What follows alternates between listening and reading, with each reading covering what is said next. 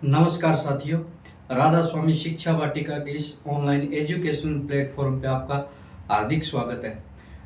आज से हम फिजिक्स का एक न्यू बैच स्टार्ट करने जा रहे हैं 11th और 12th क्लास के लिए। आरबीएसई बोर्ड का टोटली एनसीईआरटी बेस्ड रहेगा।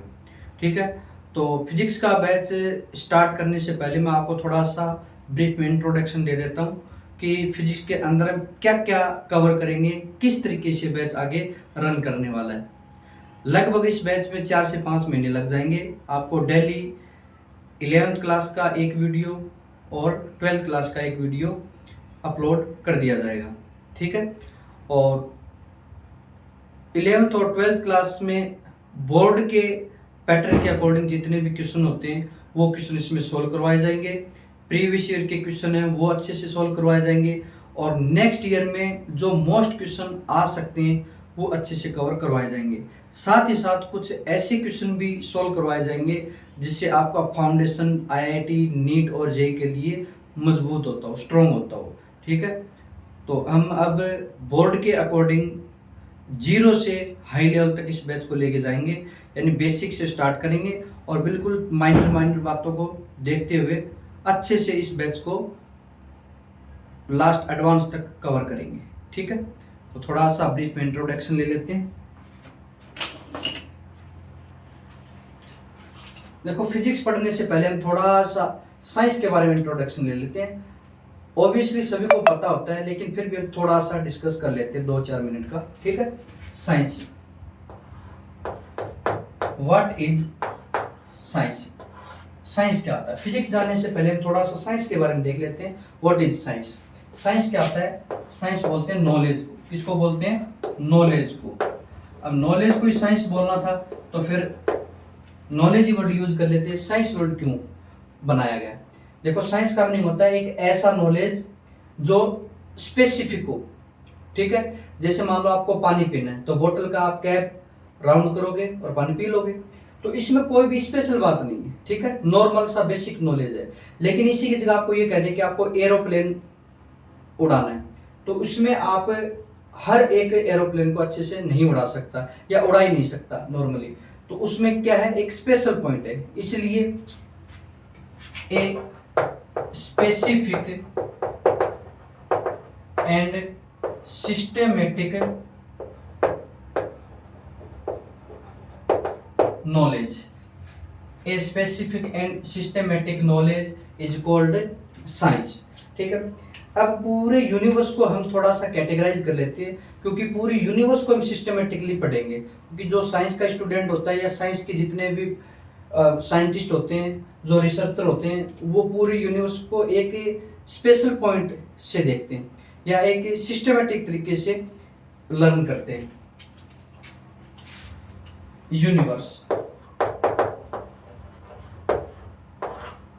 यूनिवर्स की हम कैटेगरी बना लेते हैं, 2 कैटेगरी। कौन कौन सी? एक तो है लिविंग और सेकंड है non living. Living and non living. ठीक है, अब देखो, लिविंग जो कैटेगरी होती है उसकी स्टडी हम किस में करते हैं? बायोलॉजिकल साइंस में। किस में करते हैं? बायोलॉजिकल साइंस में। बायोलॉजिकल साइंस में। और नॉन लिविंग की जो स्टडी होती है वो किस में करते हैं हम? फिजिकल साइंस में। किस में करते हैं? Physical science. अब देखो, जो लिविंग होती है ना, उसको भी फर्दर 2 कैटेगरी में डिवाइड किया जा सकता है। कैसे? देखो, कुछ लिविंग तो होते हैं एनिमल और कुछ लिविंग क्या होती है? प्लांट। एनिमल अलग टाइप के लिविंग है और प्लांट अलग टाइप के लिविंग है। कैसे? लिविंग की पहचान होती है कि उसमें आपको रेस्पिरेशन देखने को मिलेगा, रिप्रोडक्शन देखने को मिलेगा, circulation, motion, control and coordination, transportation, excretion, ऐसे बहुत सारे पॉइंट होते हैं जो लिविंग में देखने को मिलेंगे और नॉन लिविंग में देखने को नहीं मिलेंगे। अब देखो, प्लांट है, प्लांट में आपको डायरेक्ट कोई मोशन देखने को नहीं मिलेगा। ठीक है, जैसे हम चल सकते हैं, घूम सकते हैं, बैठ सकते हैं, उठ सकते हैं, हंस सकते हैं, तो ऐसे प्लांट के अंदर ये नहीं पाया जाता, इसलिए हमने 2 कैटेगरी बना दी। ठीक है, एक तो है एनिमल और दूसरा है प्लांट। Animal and plant. अब जो एनिमल है ना उसकी स्टडी हम किस में करते हैं, जूलॉजी में। किसमें करते हैं, जूलॉजी। और जो प्लांट होता है उसकी स्टडी हम किस में करते हैं, बॉटनी में। इसमें करते हैं बॉटनी में। फिर है नॉन लिविंग। अब नॉन लिविंग भी दो टाइप के होते हैं, जैसे एक ऐसे नॉन लिविंग जो स्पेस ऑक्यूपाई करते हैं, जिसको आप टच कर सकते हो, जिसका कोई ना कोई वेट या मास होता है, जैसे ट्राइपॉड है, जैसे टेबल है, बुक्स है, फैन है, रूम है, ये सारे क्या है, नॉन लिविंग है। लेकिन ऐसे नॉन लिविंग जो स्पेस ऑक्यूपाई करते हैं, जिसका कोई ना कोई वेट या मास है, जिसको हम टच भी कर सकते हैं, जिसको हम देख भी सकते हैं। लेकिन कुछ ऐसे नॉन लिविंग होते हैं, जैसे मेरी साउंड है। अब साउंड ना तो कोई स्पेस ऑक्यूपाई करती है, ना ही साउंड में कोई वेट या मास होता है, ना ही साउंड को आप देख सकते हो, टच कर सकते हो, इसलिए अलग टाइप का है। क्योंकि इसमें जितने भी मैंने एग्जाम्पल दिए उसमें ना तो रेस्पिरेशन होता है, ना ही मोशन होता है, ना ही रिप्रोडक्शन होता है, ना ही सर्कुलेशन होता है, ना ही एक्सक्रेशन, कुछ नहीं होता है। इसलिए क्या है, नॉन लिविंग। ठीक है, तो पहला नॉन लिविंग कौन सा है, मैटर। क्या है, मैटर। मैटर यानी जो स्पेस ऑक्यूपाई करता है, जिसको हम टच कर सकते हैं, देख सकते हैं, ठीक है, जिसका कोई ना कोई मास या वेट होता है। दूसरा होता है नॉन मैटर। नॉन मैटर यानी एनर्जी, जैसे साउंड है, पेन है, जैसे सोरो दुख है, हैप्पीनेस है, ये सारे क्या है, एनर्जी है, जिसको ओनली फील किया जा सकता है। ठीक है। मैटर की स्टडी हम किस में करते हैं, मैटर की स्टडी हम करते हैं केमिस्ट्री में। किसमें करते हैं, केमिस्ट्री में। और नॉन मैटर की स्टडी यानी एनर्जी की स्टडी हम किस में करते हैं, फिजिक्स में। तो हमारा टॉपिक क्या है, फिजिक्स। देखो साइंस को लेके चले थे हम, और कहाँ पे आ गए, फिजिक्स पे। यानी साइंस की ब्रांच है एक फिजिक्स, और फिजिक्स के अंदर किसकी स्टडी करते हैं हम, एनर्जी। एनर्जी और मैटर का इंटरेक्शन भी देखते हैं फिजिक्स के अंदर। ठीक है, अब इसके बाद में प्रॉपर हम फिजिक्स के ऊपर डिस्कस करते हैं। ठीक है, ये एक छोटा सा चार्ट था, थोड़ा साइंस के बारे में, ब्रीफ इंट्रोडक्शन ऑफ साइंस।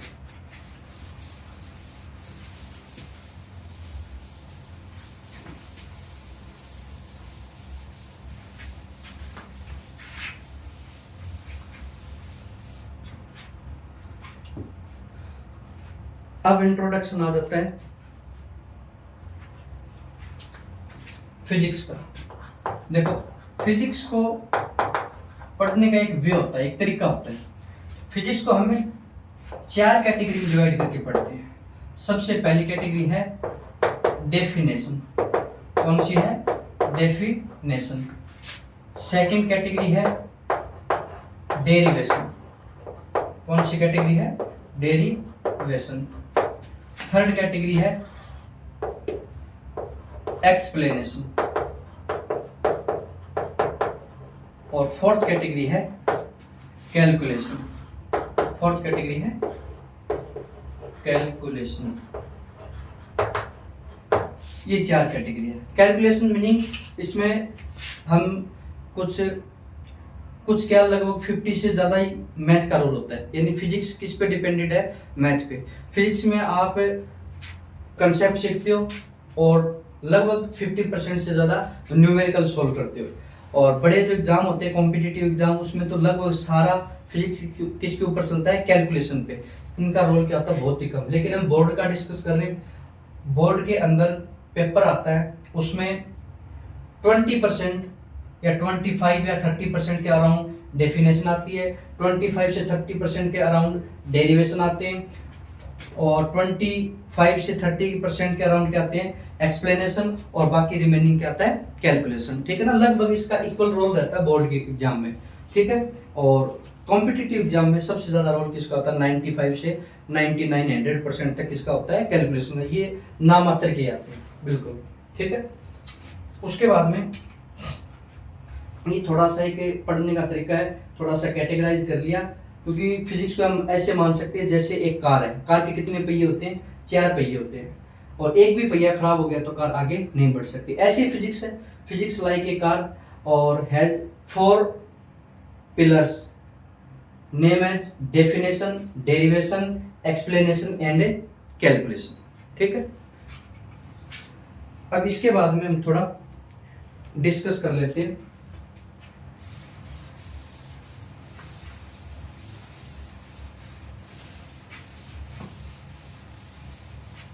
थोड़ा इंट्रोडक्शन 11th क्लास का, ठीक है। क्लास 11 फिजिक्स, ठीक है। देखो, फिजिक्स को पढ़ने से पहले आपको ये पता होना चाहिए कि फिजिक्स के अंदर हम क्या पढ़ेंगे और क्यों पढ़ेंगे। देखो, फिजिक्स के मेन मीनिंग है, फिजिक्स में क्या पढ़ेंगे, एनर्जी। देखो यहाँ पे पढ़ा था, लगभग एनर्जी के बारे में पढ़ते हैं और कुछ मैटर और एनर्जी का इंटरेक्शन पढ़ते हैं, ठीक है। अब फिजिक्स को पढ़ने से पहले आपको थोड़ा मैथ का नॉलेज होना चाहिए। मैथ ऐसा जिसको आराम से बायोलॉजी वाले भी कर सकते हैं और मैथ वाले स्टूडेंट भी कर सकते हैं। हमें प्रॉपर मैथ नहीं पढ़ेंगे, फिजिक्स के अंदर जितनी रिक्वायरमेंट है मैथ की उतनी पढ़ेंगे, बेसिक मैथ, ठीक है। तो सबसे पहला हमारा टॉपिक क्या रहेगा, मैथ का। ये मैं इरेज कर देता हूं।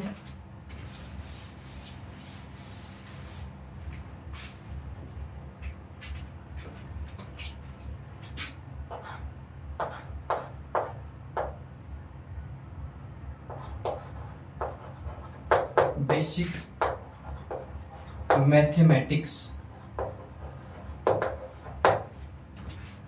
रिक्वायर्ड इन फिजिक्स, यानी बेसिक मैथ पढ़ेंगे जिसका फिजिक्स के अंदर रिक्वायरमेंट है, ठीक है। सबसे पहले हम देख लेते हैं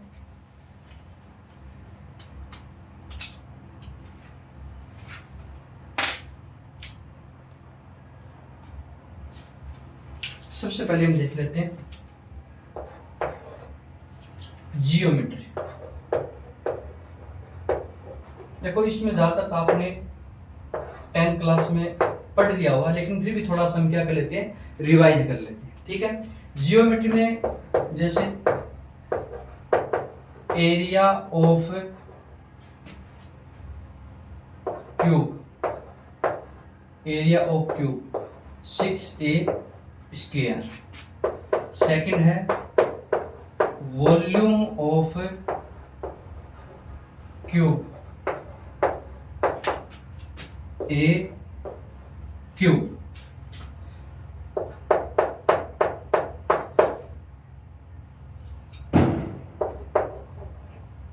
कर्व्ड सरफेस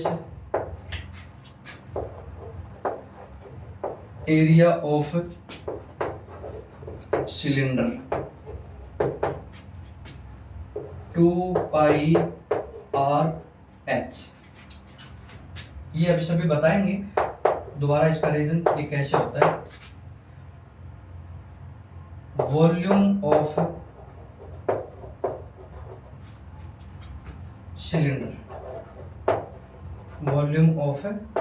सिलेंडर क्या होता है, πr²h।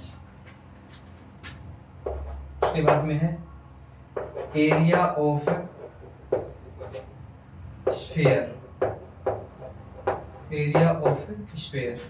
क्या होता है, 4πr²। उसके बाद में वॉल्यूम ऑफ स्फीयर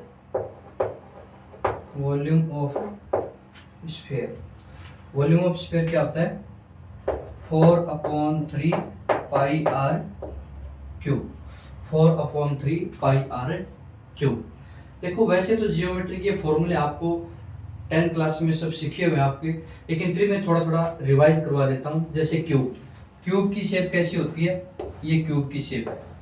क्यूब में 6 सरफेस होती है और ईच सरफेस की साइड कितनी होती है, ए होती है। और निकालना क्या हमें, एरिया।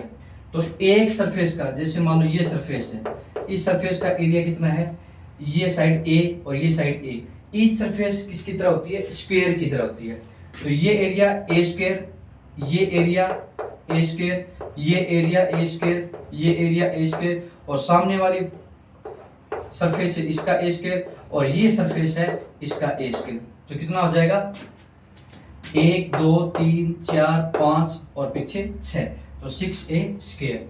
ए का क्यूब, ए का क्यूब कैसे निकला इसका वॉल्यूम, जैसे ये एरिया है ए स्क्वायर और इसकी लेंथ कितनी है ए, क्योंकि वॉल्यूम क्या होता है एरिया इनटू हाइट, तो इसका बेस का एरिया कितना है ए स्क्वायर और इसकी हाइट भी कितनी है ए, तो बेस इनटू यानी ए स्क्वायर इनटू ए, तो ए का क्यूब हो गया। फिर है curved surface area of cylinder, cylinder देखो कैसे बनता है, ये सिलेंडर है, ये इसकी रेडियस r है और ये इसकी हाइट है h है, ठीक है। अब देखो ये सर्कल, इसका सर्कमफेरेंस कितना है 2 पाई r, फिर ऐसे ही ये एक पतला सा सर्कमफेरेंस है h हाइट तक, ऐसे बहुत सारे सर्कमफेरेंस होंगे 1 2 3 ऐसे, और कितने हाइट तक चलेंगे h हाइट तक, तो एक सर्कमफेरेंस का एरिया कितना हो गया 2 पाई r, तो h हाइट का कितना हो जाएगा h से मल्टीप्लाई कर देंगे, क्योंकि इसका बेस का एरिया कितना है 2 पाई r और हाइट कितनी है h, तो दोनों से क्या कर दिया मल्टीप्लाई, ठीक है।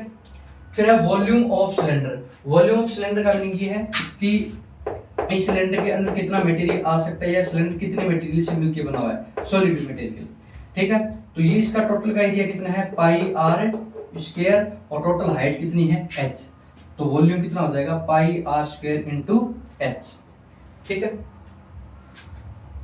उसके बाद में है एरिया ऑफ स्फीयर, यानी एक स्फीयर है और इस स्फीयर का एक गेंद की तरह, तो टोटल एरिया कितना उसका वो हो जाएगा 4 पाई r स्क्वायर, और वॉल्यूम का मीनिंग ये अंदर कितना भरा हुआ है, इसके अंदर कितना मटेरियल आ सकता है, वो क्या हो जाएगा 4/3 पाई r क्यूब, ठीक है। तो दोस्तों आज के लिए इतना ही, कल हम इसी टॉपिक को फर्दर और कंटिन्यू करेंगे कि आगे जैसे डिफरेंशिएशन, इंटीग्रेशन, अलजेब्रा, बहुत सारे ट्रिग्नोमेट्री कंसेप्ट आएंगे। कम से कम आपको 3 से 4 क्लासेस इसमें लगेंगी बेसिक में, उसके बाद में आपके चैप्टर स्टार्ट हो जाएंगे। तो thank you, have a nice day.